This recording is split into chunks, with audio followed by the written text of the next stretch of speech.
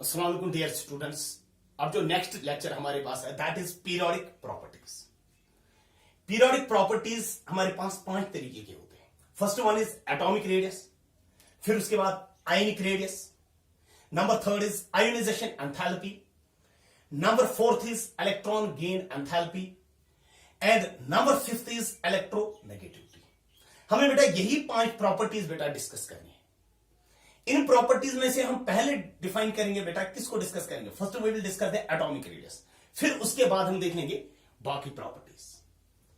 तो पहले लिख लेना वहां पर बेटा atomic radius.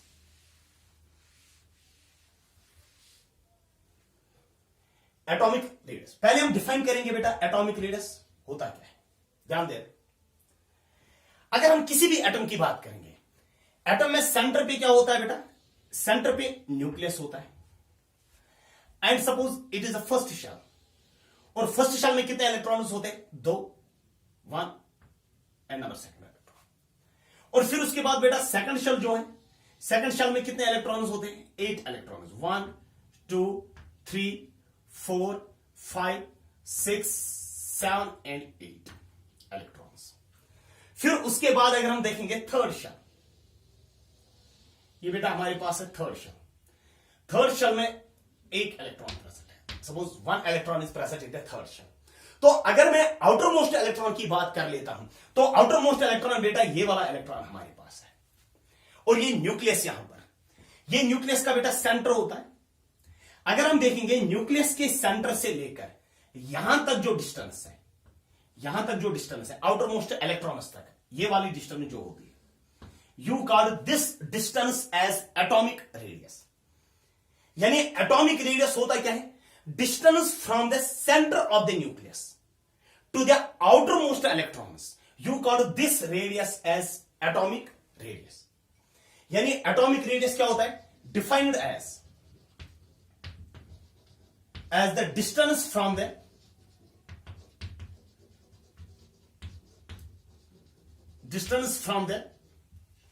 center of the nucleus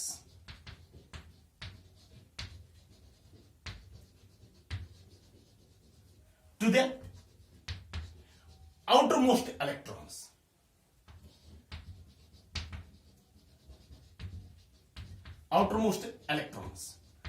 You call this radius as centre से लेकर आउटर मोस्ट इलेक्ट्रॉन तक बेटा कितनी डिस्टेंस है? You call this distance as atomic radius. अगर हम देखेंगे types of atomic radius,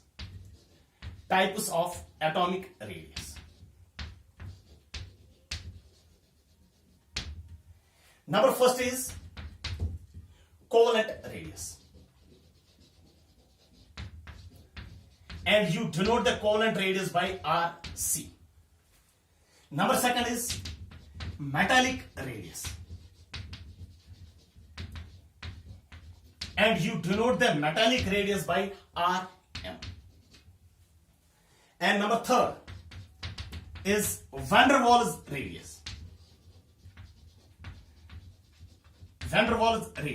and you denote the van der Waals radius by RV. Covalent radius is an atomic radius, metallic radius is also an atomic radius, and van der Waals radius is also an atomic radius.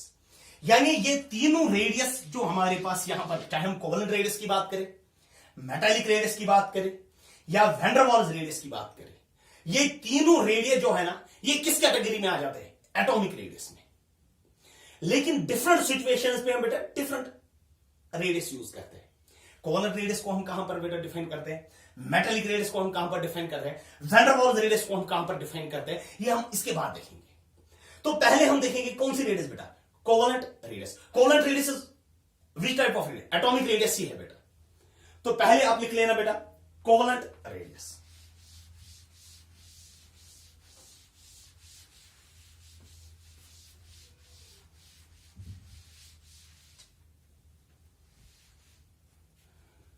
Covalent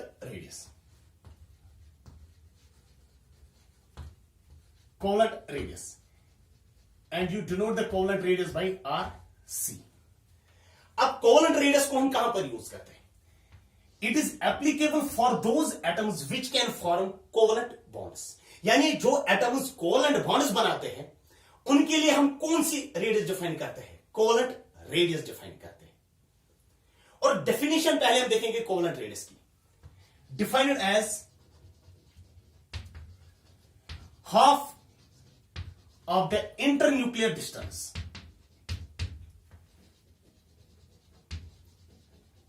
half of the internuclear distance in a homonuclear diatomic molecule. In a homonuclear diatomic molecule. यानी half of the internuclear distance. Internuclear distance means distance between the two nuclei. Suppose बेटा ये atom A हमारे पास, suppose this is atom A and it forms a covalent bond with another atom, with atom A. So you call this molecule as A2 molecule and it is a homonuclear diatomic molecule. ये एक A का centre और ये दूसरे का centre, यानी you call this distance, यहां से लेकर यहां तक जो डिस्टेंस होती है, you call this distance as DAA. यानी distance between the centres of the two nuclear in which molecule? In A2 molecule. And you call this region as overlap region. तो यहां पर आप डिफाइन कर सकते हो, it is a homonuclear diatomic molecule. यहां पर आप डिफाइन कर सकते हो किस रेडियस को? कोवलेंट रेडियस को. यानी covalent radius of A, RC of A, it is equal to DAA divided by 2. इसी तरीके से बेटा सपोज ये हमारे पास atom B and it forms a covalent bond with another atom B and it is the distance between the centers of the two nuclei and you write the distance by DBB. तो यहां पर आप define कर सकते हो covalent radius of B. Covalent radius of B it is equal to DBB. Distance कितनी है बेटा between the two B atoms, between the centers of the two nuclei divided by 2. तो यहां पर आप कोवलेंट रेडियस किसका डिफाइन कर सकते हो? A का, क्योंकि it forms a covalent bond. यहां पर आपने बेटा किसका डिफाइन किया? Covalent radius of B, because it also forms a covalent bond.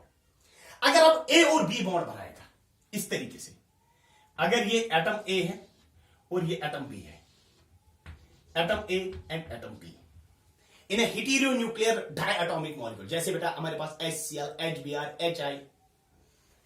तो ये एक का सेंटर, A का सेंटर और ये किसका सेंटर? B का सेंटर. अगर आप देखोगे इनके सेंटर में, and you call this region as overlap reason.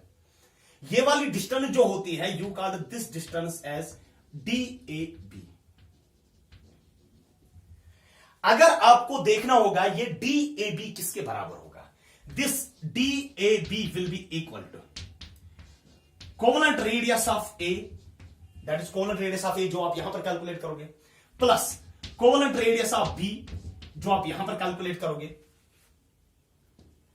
Minus 0.09 delta EN. Delta EN means change in electronegativity. यानी covalent radius of A plus covalent radius of B minus 0.09 delta EN means difference in electronegativity between the A and B. Electronegativity क्या होती है वो हम उसके बाद देखेंगे बेटा, last property. And you call this, और DAB का वैल्यू आपको मिलेगा बेटा इन एंगस्ट्रॉम. और ये वाली इक्वेशन जो है, और आपने अगर आप देखोगे कोवलेंट रेडियस A का बेटा आपको यहां से मिलेगा, कोवलेंट रेडियस ऑफ B आपको यहां से मिलेगा, फिर उसके बाद minus 0.09 delta EN. You call this equation as Stevenson and Shoemaker equation. Stevenson and Shoemaker equation.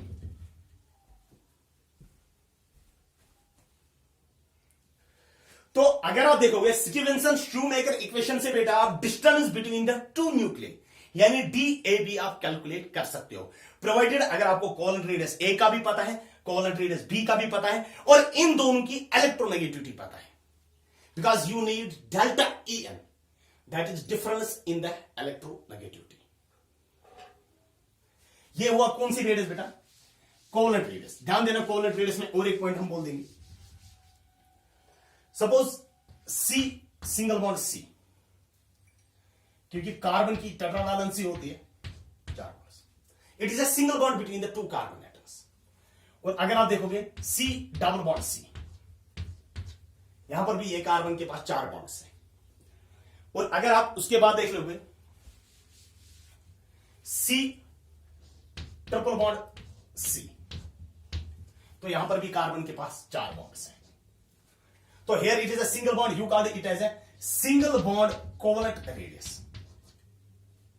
and you call it as double bond covalent radius, and you call it this as, यहां पर triple bond है, triple bond covalent radius. अगर आप देखोगे जो single bond covalent radius होता है ये ज्यादा होता है किससे बेटा, डबल बॉन्ड कोवलेंट रेडियस से।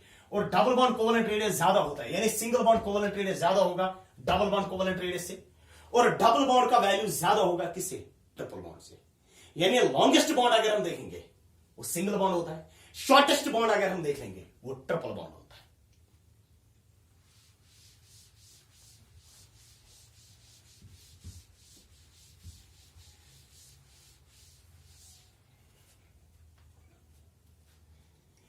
ये था बेटा कौन सी रेडियस बेटा, कोवलेंट रेडियस। अब जो नेक्स्ट हमारे पास है दैट इज मेटेलिक रेडियस।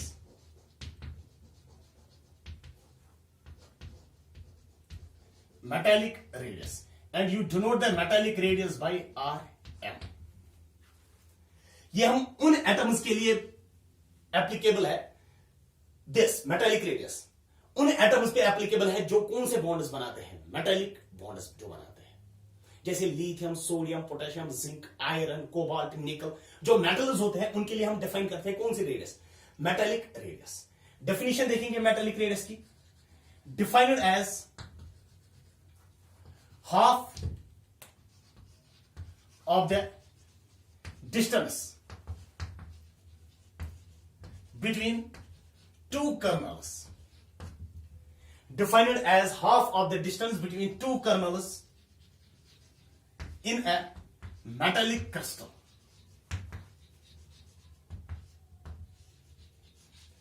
अगर हम कोई भी मेटल एटम अगर हम देख लेंगे, कोई भी मेटल एटम अगर हमारे पास है, मेटालिक क्रिस्टल अगर हम देखेंगे, metallic sheet that comprises of kernels and free electrons. Suppose ये वाले जो होते हैं, suppose these are the kernels, ये कर्नल्स है,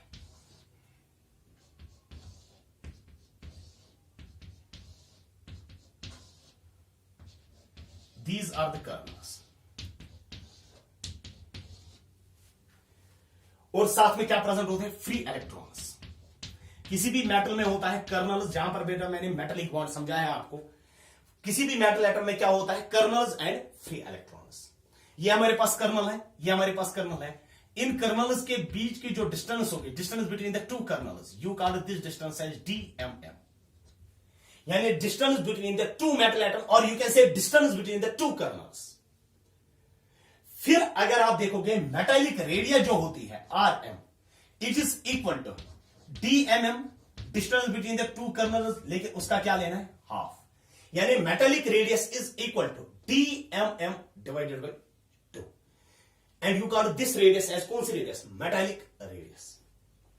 फिर उसके बाद थर्ड रेडियस जो है that is van der Waals radius.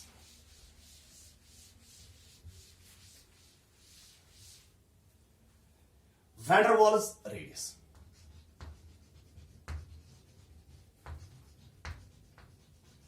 Van der Waals radius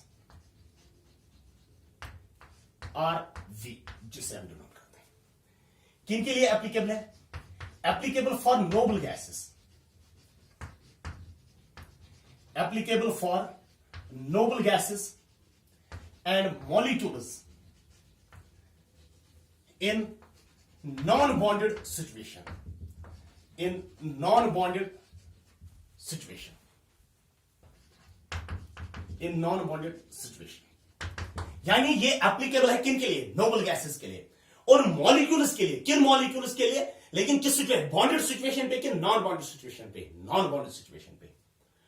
और नोबल गैसेस तो ऑलरेडी आपको पता है कि नोबल गैसेस बेटा दे आर केमिकली इनर्ट। तो अगर आप देख लोगे, सपोज ये एक हीलियम एटम और ये दूसरा एक हीलियम एटम, और ऑलरेडी आपको पता है कि हीलियम और हीलियम आपस में बॉन्ड नहीं बनाते। और यहां पर अगर आप देखोगे ये एक हीलियम का न्यूक्लियस और ये दूसरे हीलियम का न्यूक्लियस यानी centre, and you call this distance as DHEHE। लेकिन अगर आप देखोगे ना ये वाली डिस्टेंस जो है ना कोवलेंट रेडियस से ये डिफर है, क्योंकि कोवलेंट रेडियस में ओवरलैप रीजन होता है, यानी उनमें ये जो डिस्टेंस होती है ना वो कम होती है, क्योंकि उसमें ये वाला एटम और ये वाला एटम थोड़ा सा ओवरलैप कर लेता है, यहां पर ओवरलैप नहीं हो जाता है। तो नोबल गैसेस पे हम किस रेडियस को डिफाइन कर सकते हैं? वैन डर वाल्स रेडियस को। तो अगर आपको लिखना होगा van der Waals radius of helium, you write it as it is equal to distance between the two helium atoms DHEHE divided by 2।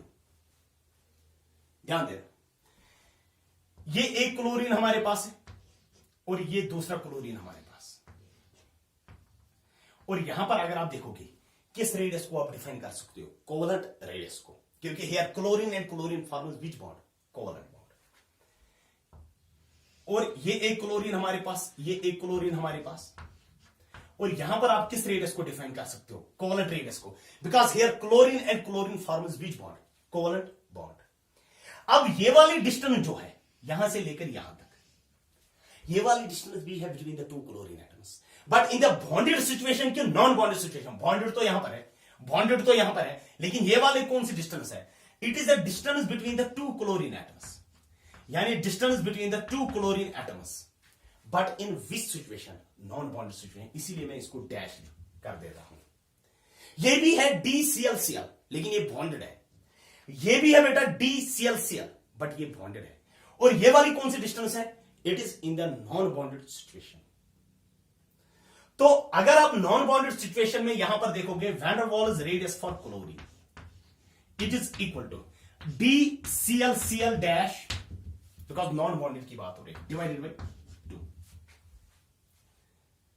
तो आपके पास अगर आप देखोगे जब नॉन बॉन्डेड सिचुएशन की बात होती है then it is a van der Waals radius, और अगर कोवलेंट बॉन्ड बनाता है then it is a covalent radius. तो आपके पास तीन रेडियस थे, एक तो था covalent radius, number second is metallic radius, and number third is van der Waals radius. Order अगर आप देखोगे ना, ऑर्डर ये हमारे पास है VMC, यानी सबसे ज्यादा कौन सी रेडियस होती है? Van der Waals radius. फिर उसके बाद कौन सी रेडियस होती है? Metallic radius. फिर लास्ट में कौन सी रेडियस होती है? Covalent radius.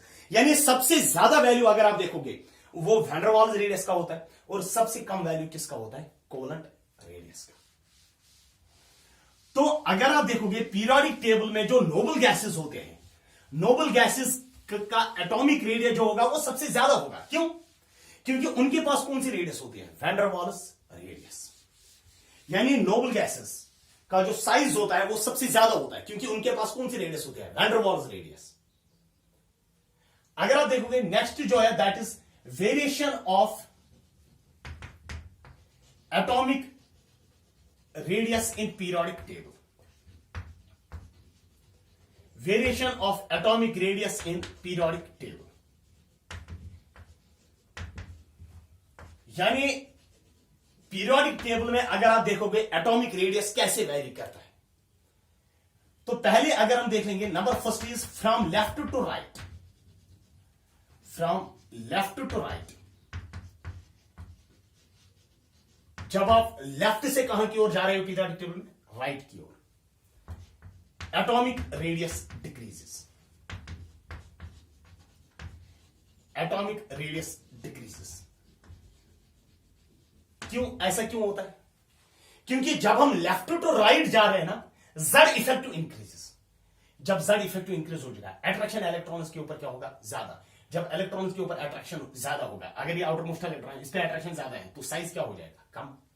रीजन लिख लेना, this is due to increase in Z effective, this is due to increase in Z effective, this is due to increase in Z effective, यानी effective nuclear charge. दूसरा जो है that is from top to bottom, from top to bottom जब हम top से bottom की ओर जा रहे हैं, ऊपर से लेकर नीचे, यानी डाउन द ग्रुप जब हम जा रहे हैं, atomic radius increases. Z effective तो हमने बोला Z effective remains constant as you move from top to bottom. फिर क्या होता है? There is addition of shells. Reason लिख लेना, this is due to increase in shells, this is due to addition of shells, this is due to addition of shells.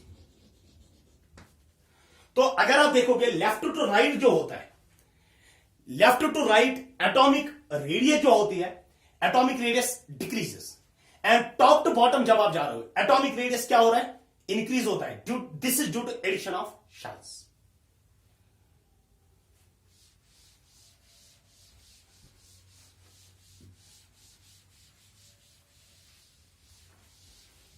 ध्यान देना, अगर हम बात कर रहे हैं ग्रुप फर्स्ट की, ग्रुप फर्स्ट में कौन कौन सा एलिमेंट हमारे पास होता है बेटा?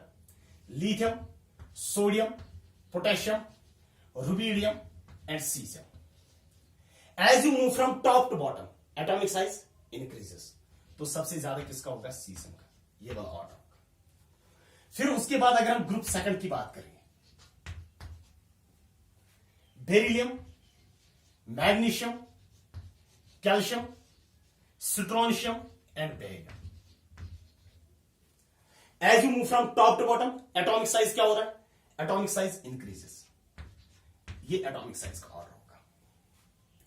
अगर हम ग्रुप 13 की बात कर लेंगे, ग्रुप 13, क्योंकि हमें एस ब्लॉक और पी ब्लॉक का देखना है।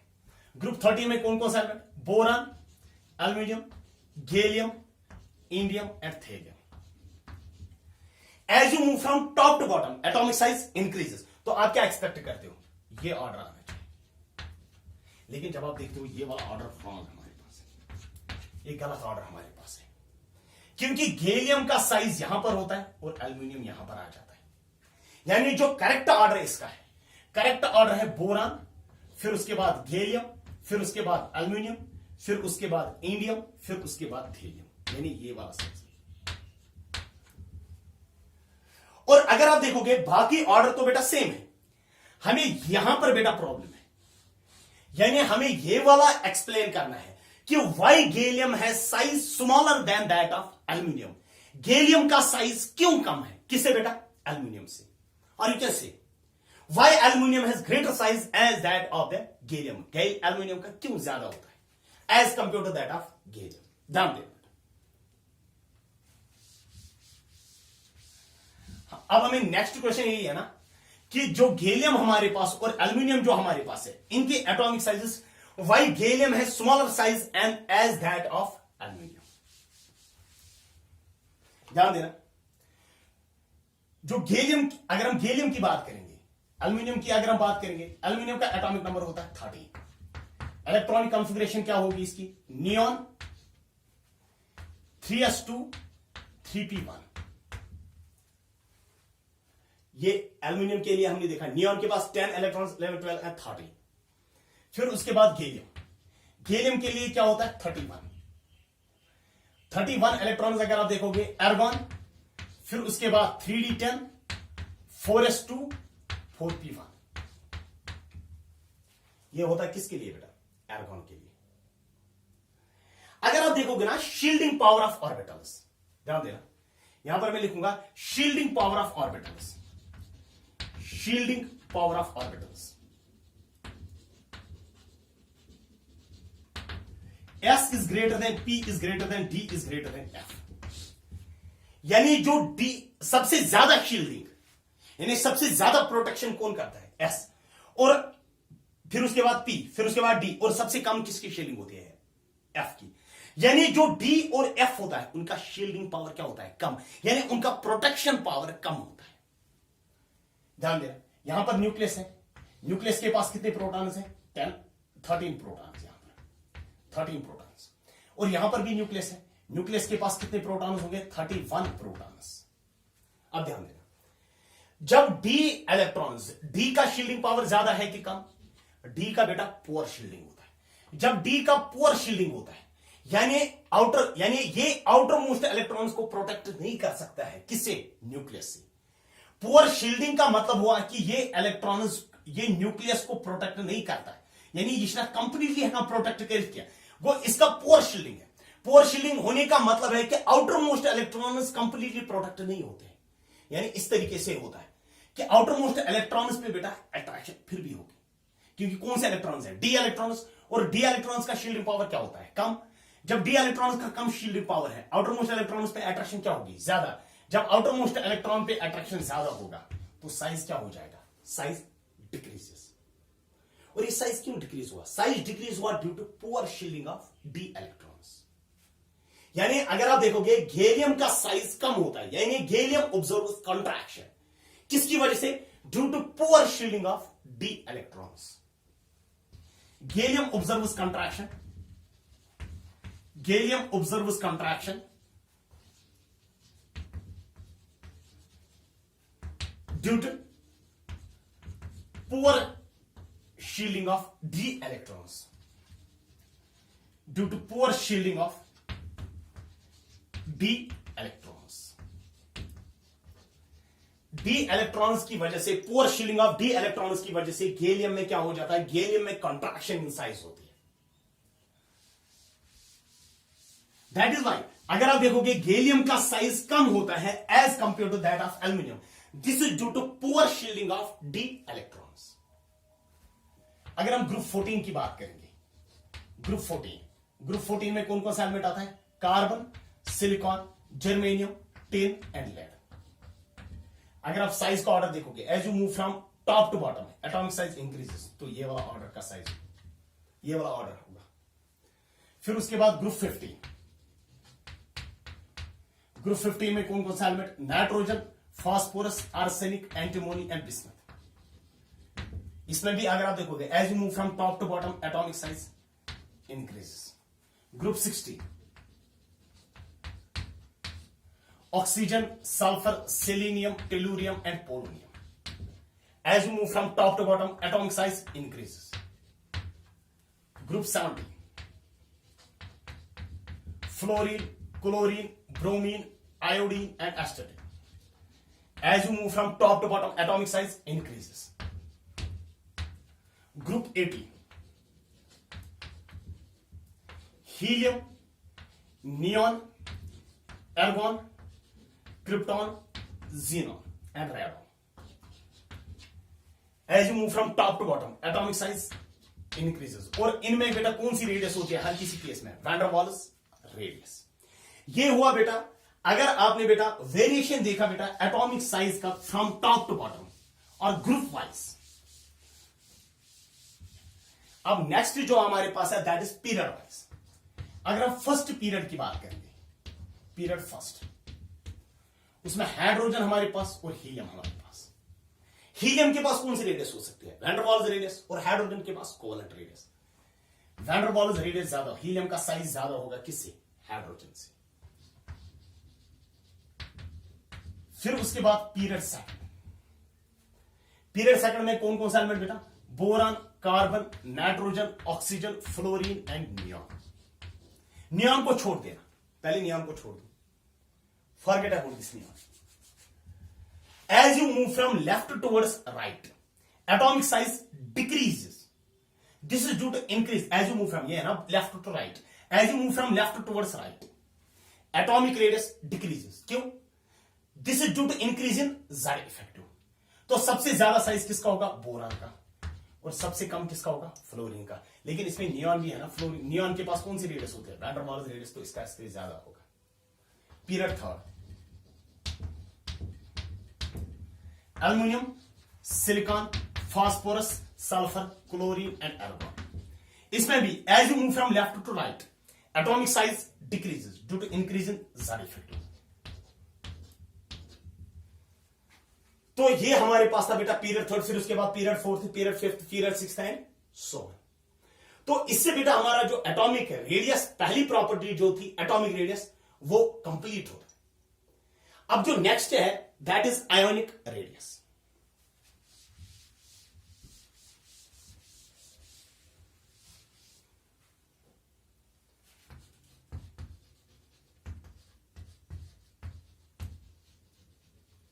ionic radius.